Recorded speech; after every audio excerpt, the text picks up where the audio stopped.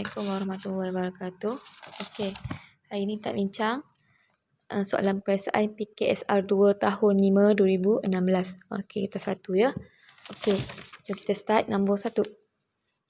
Okey, rajah 1 menunjukkan panjang sebatang pensel. Berapa panjang dua batang pensel yang sama? Okey, satu batang pensel bersamaan dengan 3 paku. Okey, so 3 darab 2 sebab 2 batang pensel yang dia nak. Jadi kita dapat 6. Okey.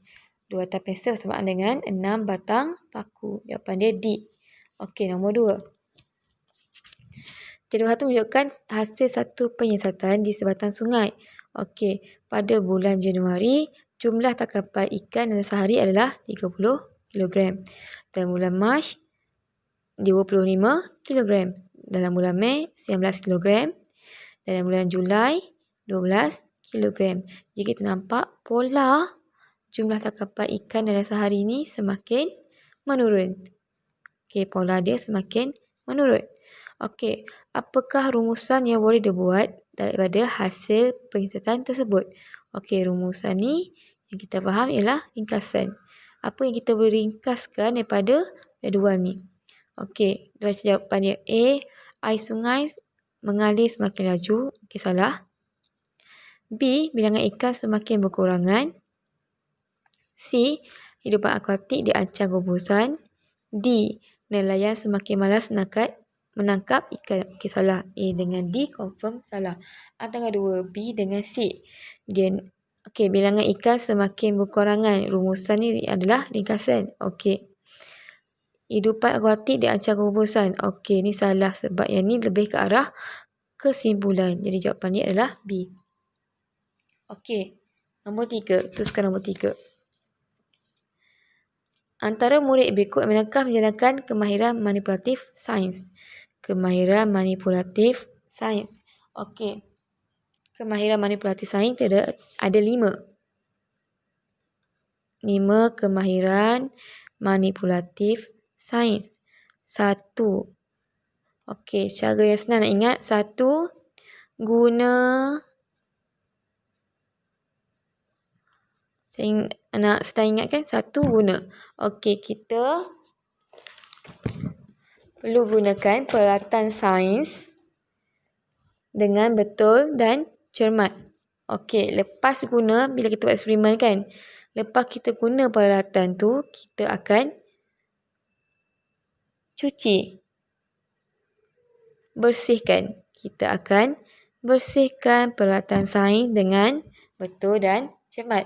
Okey, lepas bersih, kita akan simpan. Simpan peralatan sains di tempat yang betul. Okey, nombor 4. Spesimen. Melakar spesimen dengan betul. Melakar ni macam melukis lah. Okey, dan 5. Mengenalikan spesimen dengan betul dan cermat. Okey, contohnya kalau spesimen ni contohnya benda hidup. Contohnya kita nak buat ujian terhadap rama-rama. Jadi setelah kita melakar rama-rama tadi, lukis bentuk rama-rama, kita kendalikan spesimen tadi, kita kena lepaskan rama-rama tadi ke tempat asal dia. Okey.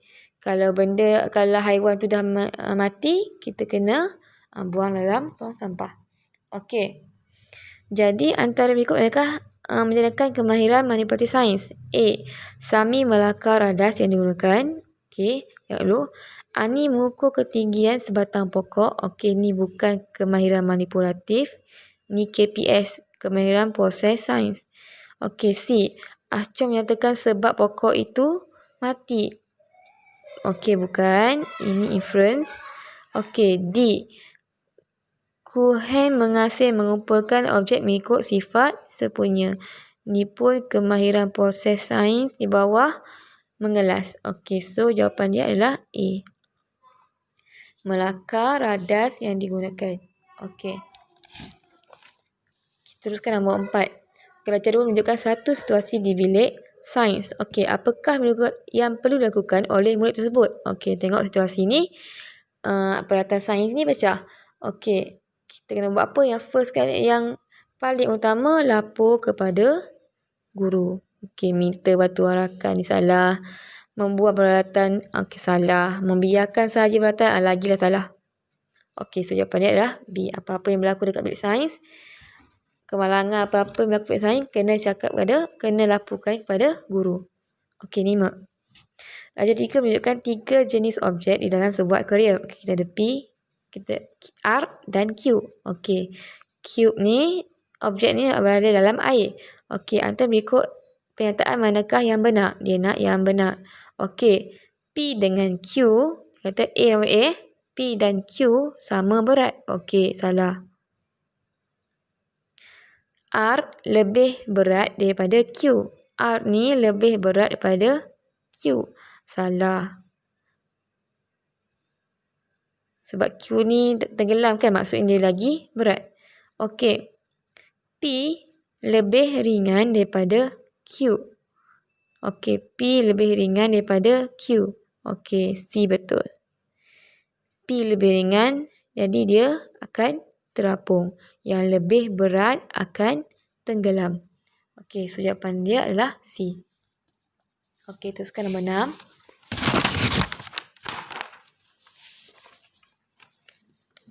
Okey, darjah 4 menunjukkan susunan radas satu penyiasatan. Okey, ada makanan. Okey, tikus dalam satu bikar. Ya, ada makanan, ada air, tapi tikar ni ditutup dengan kaca. Okey, kita tengok. Selepas beberapa hari didapati tikus tersebut mati. Okey, apakah kesimpulan awal yang boleh dibuat? Okey, apa yang kita boleh buat? Kenapa tikus ni mati? Okey, baca jawapan dulu. A. Tikus tidak boleh hidup di dalam bekas yang kecil. Okey, salah. Bekas kecil dia masih boleh hidup. Okey. B. Tikus memerlukan udara untuk hidup. Okey, so dalam bekas ni apa yang tak ada? Dia ada air ada, makanan ada. Yang tak ada adalah udara, sebab udara tak boleh masuk. Okey. B, jawapan dia adalah B. Still baca bawah lagi.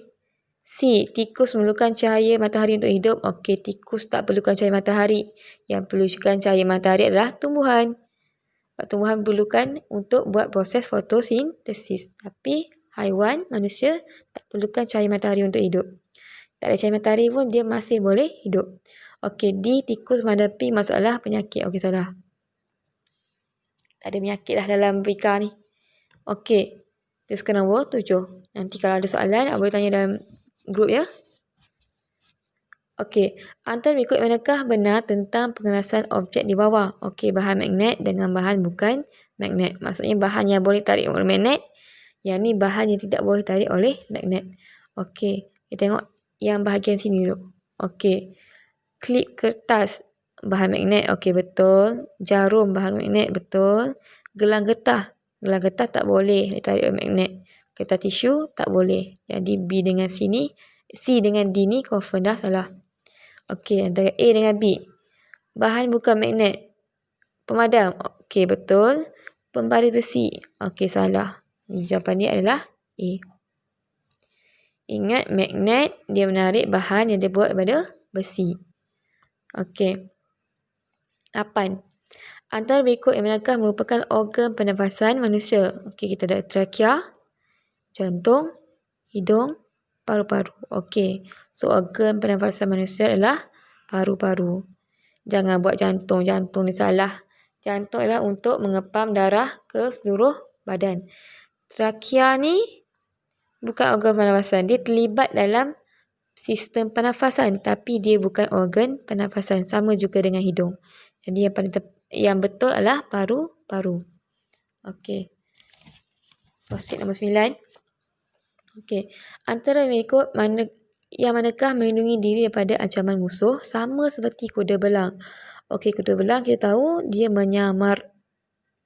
Kuda belang ni menyamar. Okey. Tengok A lipan. Okey, lipan salah. Siput tak, dia siput bercengkerang jadi menyembunyi diri dalam cengkerang. Okey. C sesumpah. Okey, sesumpah menyamar. Cicak dia putuskan ekor dia. Okey, so jawapan dia adalah C. Sesumpah. Nombor 10. Rajah ni menunjukkan cara sejenis haiwan melindungi dirinya daripada cuaca panas. Okey. Badak sumbu, dia berendam dalam lumpur. Okey, tujuan haiwan tersebut berbuat demikian. Okey. A. Menyembunyikan diri. Okey, salah. B. Menyamak. Okey, tak ada, salah. Menurunkan suhu badan. Menggeserkan kulit tebalnya. Okey, salah. Jawapannya adalah C. Jadi kerbau ke badak sumbu ke, dia berendam dalam lumpur untuk turunkan suhu badan. Lumpur ni sejuk lah. Macam manusia berendam dalam air. Badak sumbu ni berendam dalam lumpur untuk sejukkan badan dia. Okey, 11. Maklumat berikut menunjukkan hubungan makanan antara hidupan dalam sesuatu habitat. Okey. L makan K, N makan M, M dimakan oleh M makan L. Okey, bukan dimakan oleh. Okey. Antara yang berikut manakah menunjukkan rantai makanan yang betul. Okey, hubungan makanan yang betul. Okey, kita buat dulu. K dimakan oleh L. Okey. Ingat anak panah ni menunjukkan dimakan oleh. K dimakan oleh L. M dimakan oleh N. Okey. Dan L dimakan oleh M. Okey, kita susun.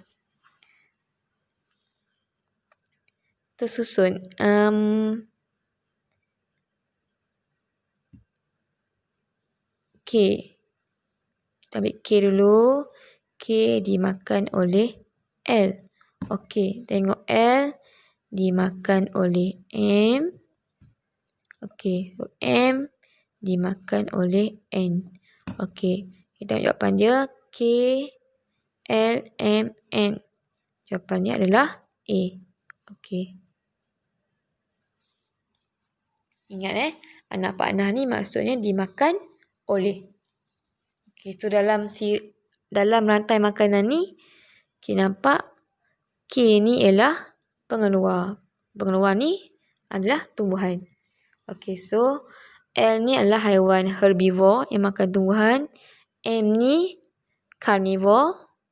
N pun carnivore. Okey. Teruskan soalan nombor 12. Okey. Rajak 6 menunjukkan 4 jenis tumbuhan W, X, Y dan Z. Okey, apakah ciri-ciri khas tumbuhan kumpulan R dan S? Okey. Kumpulan R berbulu halus, kumpulan S berduri. Antara berikut manakah mewakili tumbuhan kumpulan R dan S? Okey, mana sama dengan R dengan S? Okey. R ni berbulu halus. Okey, antara tumbuhan ni mana berbulu halus? Okey. X dengan Y. Okey, ni kumpulan R ya. Okey, tengok S berduri. Okey. Ni confirm ramai tahulah. Pokok kaktus berduri. Pokok semalu ya. Pokok semalu pun berduri. So, jawapan dia. Tengok R, X dengan Y. S, W dengan Z. Okey, so jawapannya adalah C.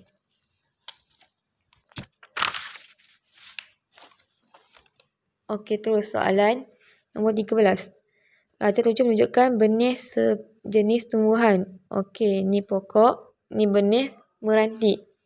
Okey, tengok dia bersayap ya. Bila bersayap, ejen pencerahan dia adalah udara.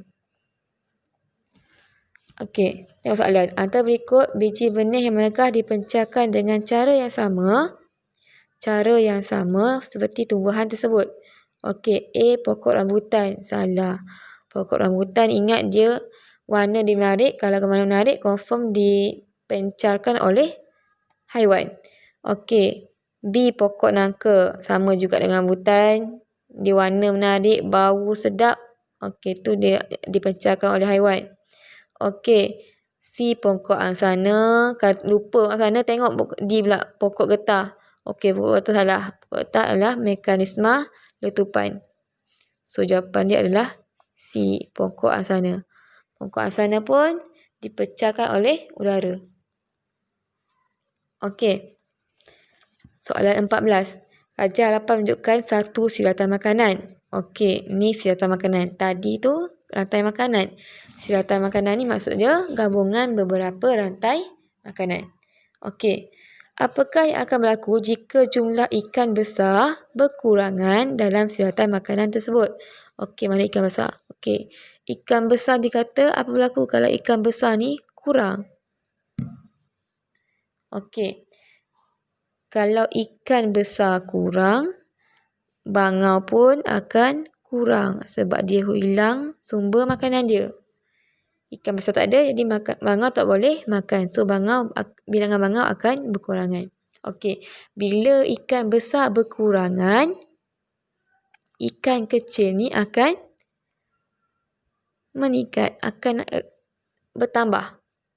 Sebab apa? Sebab dia punya pemangsa dia dah tak ada. Jadi ikan kecil akan bertambah. Bila ikan kecil bertambah, lumut ni automatiklah akan kurang. Akan banyak ikan kecil yang akan makan lumut. Okey. Bila lumut kurang, udang pun akan berkurang. Udang dah tak ada makanan dah. Dah kurang makanan. Sama juga dengan berudu. Berudu pun akan berkurang. Okey. Kita tengok jawapan dia. A. Bilangan ikan kecil dan bangau berkurang. Bilangan ikan kecil dan bangau berkurang. Okey, salah. Sebab bangau. Okey, sebab ikan kecil bertambah. Okey, B. Bilangan udang dan lumut bertambah. Mana udang? Udang dengan lumut bertambah.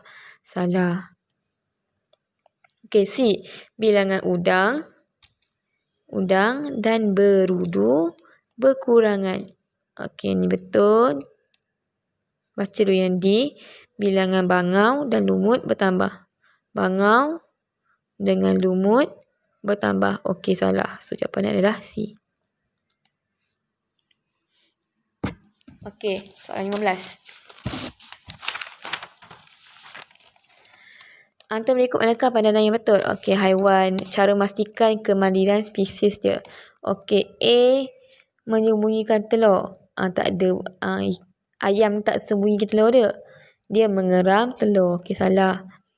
B. Melindungi anaknya dalam mulut. Okey, tengok C dulu. Membawa anak dalam kantung. Bila pula lembu dalam kantung? Tak ada, salah. Okey, telur berlendir. Okey, salah. Telur berlendir ni untuk ikan ataupun katak. Okey, anak dalam kantung ni kangaroo. Okey, so jawapannya adalah B. Buaya dia bawa anak dalam mulut dia. Melindungi anak dalam mulutnya. Okey, sama juga dengan ikan haruan. Okey. 16. Apakah yang dimaksudkan dengan silatan makanan? Okey, tadi lagi. Silatan makanan adalah gabungan beberapa rantai makanan. Jawapannya adalah B. Hubungan makanan antara hidupan ni rantai makanan. Maksud untuk rantai makanan. Okey, si jalinan makanan antara hidupan tak ada jalinan lah. Cara hidupan memastikan spesiesnya tidak pupus. Ni kemandirian spesies. Maksud kemandirian spesies. Hauslah cikgu. Kita berhentilah kejap.